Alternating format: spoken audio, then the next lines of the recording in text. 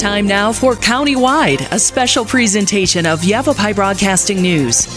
Join News Director Paul David and News Editor Philip Catafamo as they talk with our community's leaders, newsmakers, and people in the know. You'll hear about the hot topics in Yavapai County that affect all our lives. And now here's today's Countywide. Welcome to Countywide. I'm Paul David. As always, it is great to have you in studio with us today. We are sitting down with National Weather Service Warning Coordination Meteorologist Tony Merriman today to talk about Monsoon Awareness Week, as the monsoon is just around the corner. Hello, Tony. Welcome to the show. I appreciate you coming back and being here with us today. Website is weather.gov. Weather.gov. You can go to that and find out exactly what I find out when I do your weather forecast every single day. So that's where I get my information from. So monsoon is coming up just around the corner, and we got to be ready for some things. Yeah, there's quite a few hazards associated with monsoon season. Yeah, there's some hazards. Am I right in saying monsoon is June 15th through September 30th, or does it start beginning of June and runs all the way through September 30th? No, you're correct. The official monsoon season is June 15th through September 30th. Okay, all right. So that's our monsoon season. So we're looking forward to that. And what brought me on, number one, is we always do this show with you guys about Monsoon Awareness Week, just to remind everybody of the hazards that come along with the monsoon. We love the rain, but there's those hazards that come with it. I've noticed over the last couple of you guys have started putting out those monthly fire watch updates as to what the weather's going to be like for the month, at least the general prediction of the weather for the month. And both I've seen recently have said it looks like it's going to be a decent monsoon, because monsoon 2020 was just nothing. Right, yeah, and monsoon 2019 wasn't much of a monsoon season either. But the latest climate projections did show odds tilted in favor of a wetter than average monsoon season. But it looks like, the latest projection is now kind of showing equal chances of above or below average precipitation, but we'll just have to wait and see what happens. No, we don't want that change. We don't want that change. We want it to stay above average. And I don't know if you can give me these numbers today. I didn't ask you ahead of time, but what is a normal? So we'll pick the Flagstaff region. What is a normal monsoon moisture-wise? It's quite a few inches of precipitation in Prescott and Flagstaff, but again, precipitation is variable. You can get a lot of rain at your house, but your neighbor across the street gets nothing. And so it's always good to be prepared for any kind of heavy downpours or any hazards associated with that. Okay. We're hoping, though, it's a good monsoon. Anything would be better than what we had last year. And I guess I forgot 2019 wasn't very good either. Right, yeah. So we strung together two of the driest monsoon seasons on record in 2019 and 2020. So statistically, we're hoping that's, it'll average out and we can hopefully get above average precipitation for 2021. What are we is it extreme drought for the state? I think last I saw it was like 75% of the state was under extreme drought. And then they were talking about how Colorado River water allotments are going to be reduced possibly this year. Lake Mead might get to the point where it's so low that they won't be able to generate electricity through the dam there. So it's all kind of a little bit scary, actually. Right, yeah. So, current conditions, we're in, it's called exceptional drought. There's a lot of, and that's the highest drought category, or the worst drought category to be in. And then there's some pockets of less exceptional drought, so it's called extreme or severe drought. Still pretty bad across the state. The entire state is experiencing some kind of drought conditions. And so hopefully we can get a good monsoon season to get some needed moisture across the region. So we'll wait and see. Well, Exceptional. I want to make sure I wrote that down so I don't forget that. Exceptional drought. Because, I've seen the maps when they pop up, and the whole state is pretty much just this bright red. It's just really, really brutal. Let me ask you this one. Now, the years that we typically have pretty good moisture, winter and maybe it's mostly winter that the El Nino seems to impact. I'm not sure. But La Nina has been around forever. And I think La Nina is the one we don't want out there off the coast of the Pacific because it tends to allow a high pressure to sit over Arizona and then not go anywhere, and it just sits here, and all of our moisture that would typically come up from south of the border out of Mexico just can't push through that to get up here, and we're missing out on all of it. Where's La Nina at, and how can we kind of kick her to the curb so we don't have her around anymore because she's blocking everything? Right. So, good news is at least we're looking at El Nino neutral conditions. So neither La Nina nor El Nino is occurring. So at least the strength of La Nina has come down quite a bit. So we're looking towards at least an average weather pattern to set up, and average weather pattern is a good monsoon season usually. So right now we're in El Nino neutral conditions, and so it's neither La Nina nor El Nino right now. Okay, we're just somewhere right in the happy middle there, just kind of waiting to see what happens. So if it's a good monsoon, our monsoon moisture should be coming out of Mexico. Is that right? Usually it's the Gulf of California, just due south of Arizona. So if we can get high pressure to set up over North Texas, which is what normally happens, we can get the steering flow for the moisture from the Gulf of California to come up and push all of that moisture into Arizona. When do we kind of start? I'm sorry, go ahead. I was just going to say, usually, we see that pattern set up, during average conditions, and we'll see what happens this year. Okay, all right. That was going to be my next question for you. Is when do we start seeing that kind of set up? Now, in some years, we've actually seen a bit of monsoon show up maybe towards the end of June, mid-June, end of June. So I'm hoping maybe we'll see that as a case. I know in May we had a few shots of moisture that made it through, and it was nice, and the temperatures were warming up, but then they were cooling back down a good 10, 15 degrees, and then the overnight lows were staying pretty cool too. So I'm hopeful that's a sign that maybe the monsoon's going to be here. I'd be more than happy to have it here early. I think just about everybody would. Maybe we should jump into Monsoon Awareness Week. That's going to be next week, and it's 5 days, and we want to make sure folks are prepared for, of course, monsoon season. The first one I thought we'd hit before we take our first break is the hot temperatures, because as I mentioned in the past, you got to have the hot to get the monsoon. So hot temperatures. Right, yeah, and heat is the deadliest weather hazard in the United States. It kills more people every year than any other weather hazard. So definitely want to take proper precautions. If you're out hiking, take plenty of water, take plenty of breaks, wear lightweight clothing. Anything you can do to protect yourself from the heat, it's always in your best interest to be prepared.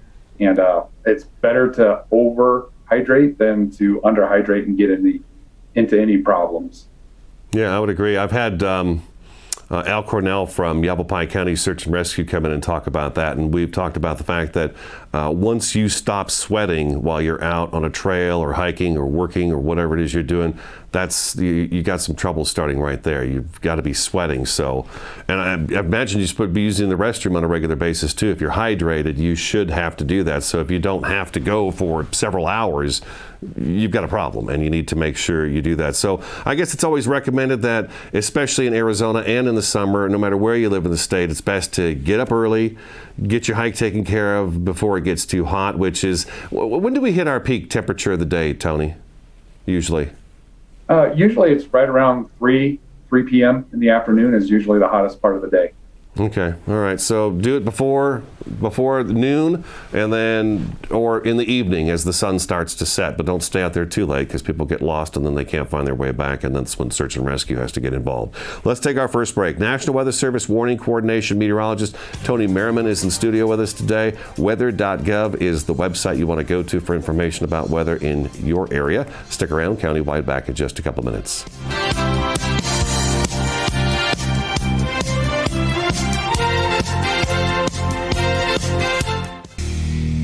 Terrifying jobs. Bull rider, take 2. Cliff, this seems like a really terrifying job. Why do you do it? I love protecting the bull riders when they get bucked up. How big are these bulls? 12 to 2,200 pounds of pure muscle. You're not cowed by any of this, obviously. Is there anything that scares you? Yeah, distracted drivers terrify me.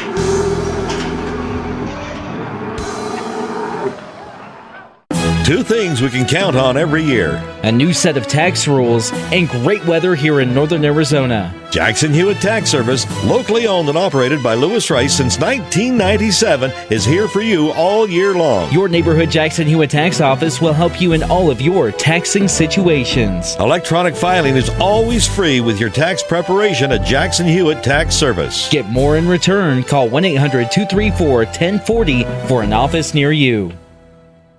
The EPA says C&B Construction ranks in the top 1% nationally. C&B Construction invites you to see what energy efficiency and indoor air quality can be. We have won another Department of Energy Innovation Award, and C&B Construction is the only contractor in the country to win 6 consecutive EPA Indoor Air Plus awards. Experience our zero-energy, move-in-ready homes at Crossroads at Mingus. C&B Construction, locally respected, nationally recognized. Find out more at candbhomes.com.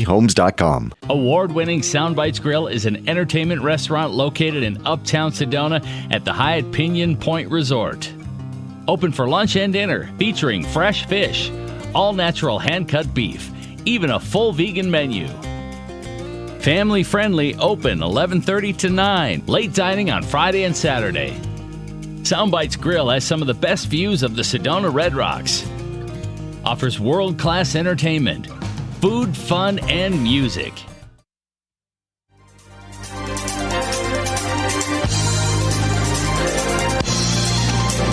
Welcome back to Countywide. We're talking with the National Weather Service, Tony Merriman. He's their warning coordination meteorologist, and Monsoon Awareness Week is this next week, so we want to make sure everybody's just prepared for monsoon season, which starts June 15th and runs through September 30th. If you want more information about all of these things, or information where I go to get the information I pass on to you, go to weather.gov, and that's where you can get the information about your forecast. It is extremely, I find, accurate from the National Weather Service, especially with the difference in the terrain and elevations. It's amazing. Sometimes you guys, Tony, will say it's going to stop raining at 11 o'clock, and sure enough, you can set your watch by it and the water shuts off. Okay, so we're talking about the 5 different hazards that come along with the monsoon season for Arizona. Looks like there's a 6th one kind of thrown in there as well, possibly. But we talked hot temperatures. Flash flooding. I got to think that's another one that you hear it happen. And people were in a wash just enjoying a picnic or something, and we've seen it happen. And then all of a sudden you hear this roar coming downstream, and the sky is super dark north of them or whichever direction around them. It's pouring rain someplace else, and now the water has reached the wash or the area that they're sitting in. So flash flooding is a real serious issue when it comes to monsoon. Yeah, and it's, especially in Arizona where it'll rain a lot in a short period of time in any kind of basin, and all that water just runs right downhill.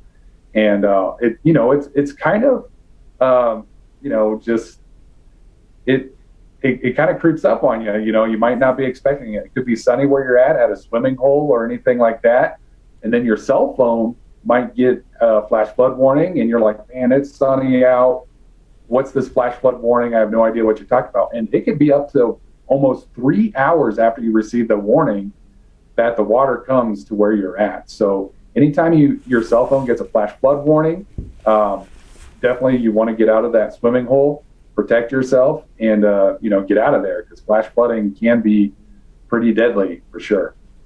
I would suggest anybody to just, maybe some people don't believe, well, how bad could it possibly be? I would definitely Google on YouTube or something, just flash floods, and watch the videos of those things, because it's an amazing thing to see where you've got this dry wash, and then all of a sudden there are boulders and trees and debris and stuff that people have thrown in ditches, and it's just coming down, and it rages so fast. It's truly impressive to see something like that. So yeah, if you hear about a flooding event taking place or there's a flash flood warning issued, then yeah, definitely get out of low-lying areas and get up high for sure.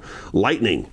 I don't know if we had any bad lightning incidents last year. I think the year before we had a woman killed up on, I want to say, the San Francisco Peaks by some lightning. But lightning is another thing that we need to watch out for.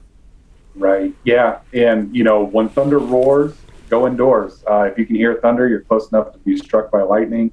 Lightning is hotter than the surface of the sun. It's 50,000 degrees Fahrenheit. And if you get struck by lightning, you can either die or really get badly injured and have to deal with it for the rest of your life. And so, again, we always say when thunder roars, go indoors. Your car does provide adequate protection from lightning as long as it has a metal rooftop. If you're in a convertible, it offers no protection. You're in some trouble. Okay. Right. But again, it's best to take shelter from lightning. If you're hiking, it's great to be done by midday. Usually that's when we start seeing thunderstorms develop, around 11, 12 in the morning. And best to take shelter in a sturdy building, not under a tree. And, just kind of ride it out from there. And usually, thunderstorms last up to an hour at most. So just take shelter, protect yourself from lightning, and you should be good to go. Yeah, monsoons the monsoon storm doesn't typically last for very long. We should backtrack a little bit for flash flooding, because you brought up one of your catchphrases there, when thunder roars, go indoors. And flash flooding, I think the one that we've been pushing in Arizona over the last several years is turn around, don't drown. And that's those low water crossings you see where there's water going over them. And we always seem to have rescues that have to take place because somebody drove into this wash and there's a couple feet of water flowing through. Maybe the road is gone completely and you can't tell because it's covered in water, and next thing you know, the vehicle's being washed down the creek, river, dry wash, whatever it is, and then somebody's clinging to a tree or to the roof, or worse, they're caught up in it and wind up being killed by it. So turn around, don't drown, give it a little bit of time, and the storms pass, water goes down pretty quick, and then it's safe. Let's jump into high winds. We all know what high winds are in Arizona. It's springtime, and high winds just happen. But when a monsoon storm is coming over the top of you, though, it's extremely windy in some of those storms.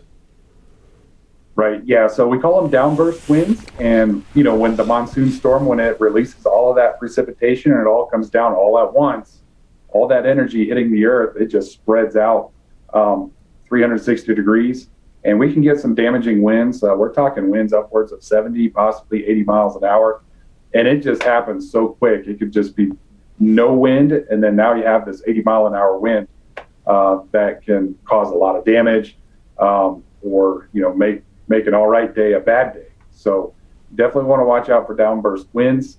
And it just causes a lot of damage in a very small area, but it's something to be aware of for sure. Yeah, I had one of those at my house when I lived down here in Cottonwood, and I remember we had a downburst come down, and it snapped multiple power poles right in half.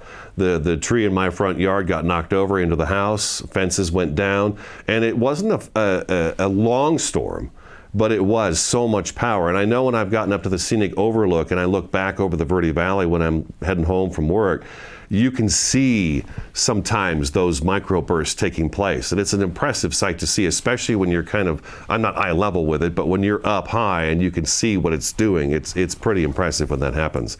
I think we have to take another break real quick, and then we'll come back. And the last one we want to hit up is dust storms. And I noticed tornadoes has been kind of thrown into monsoon awareness as well. So stick around countywide. We'll be back in just a couple of minutes.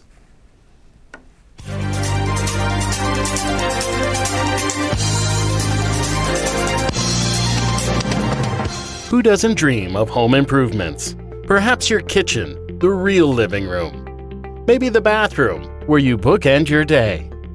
Langstrand Contracting is your one-stop shop from tear down to finishing touches. With 35 years of experience, Chris and his team will work with you to match your family's style and budget. Call Langstrand Contracting today for guidance in bringing your vision to life. Hi, this is Greg at Verde Solar Power. You know, Arizona has lots of clean, renewable sunshine, and we want to help you take advantage of it with our quality solar installations, and we offer to beat any written offer on a residential solar electric system. So bring us your electric bill and let us show you how solar power will save you money. We're located conveniently here in the Verde Valley and are dedicated to helping the valley go solar. So remember, the energy solution comes up every morning. Starting in the late 1920s, Grandpa Gettle and his brothers laid the groundwork for what would become a family legacy. Almost 100 years and 100 patents later, Gettle's High Desert Mechanical continues to raise the bar of quality heating, cooling, and plumbing products and services in the Verde Valley. Call Gettle's High Desert Mechanical Heating, Air Conditioning, and Plumbing at 567-2200 or online at GettlesHDM.com, providing solutions for your comfort. Don't settle, get Gettles.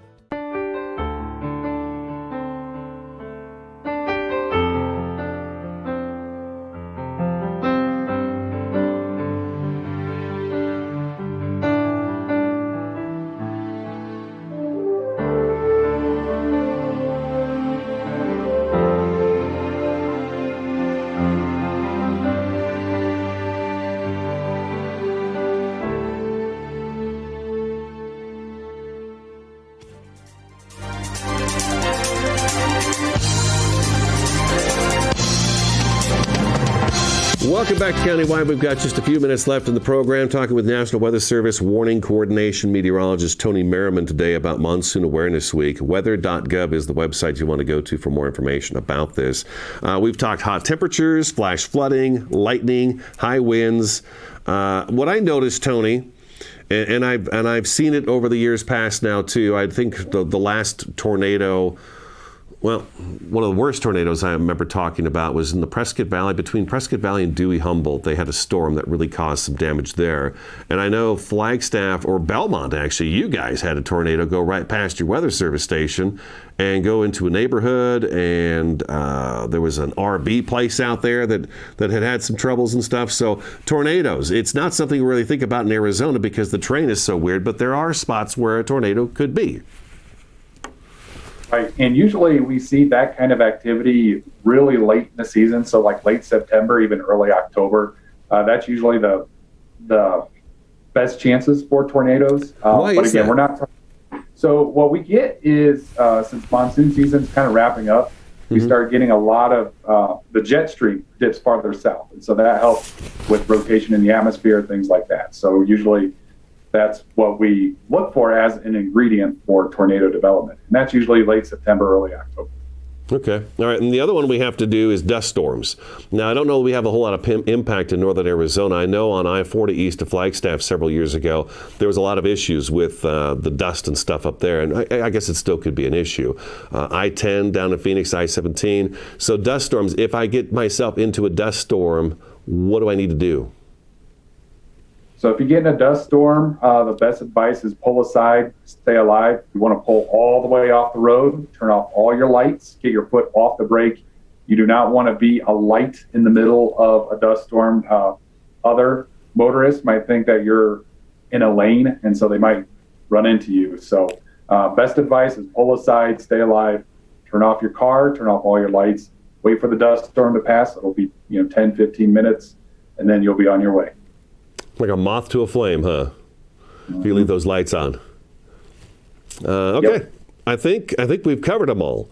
So we want everybody to be careful. Monsoon, enjoy it. Hopefully it's going to be a nice wet one, and we're going to get ourselves out of this exceptional drought period.